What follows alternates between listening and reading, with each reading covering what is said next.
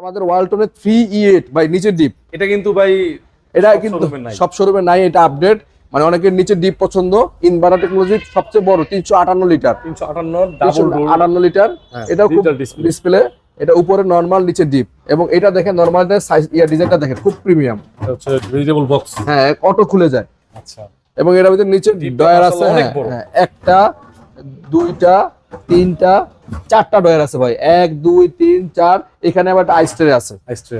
মানে সব মিলে। আর ডয়ার গুলো কিন্তু প্রতিটা অনেক বড়, অনেক হেভি, বাল্কি সাইজ।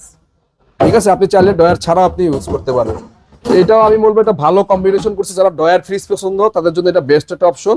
আর এটার রেগুলার প্রাইস হচ্ছে 56,400 টাকা। আমরা এটা আফটার ডিসকাউন্ট প্রাইসে রাখবো আপনাদের জন্য মাত্র 46,900 টাকা। এরপরে দেখাচ্ছি 4C0 এমওসি ইনভার্টার, সেই ভাইরাল মডেলটা। মনে আছে এই মডেলটা? কাস্টমার বসেছিল 2 ঘন্টা একদিন। হ্যাঁ, এই মডেলটা কিন্তু নাই মার্কেটে, খুবই কম।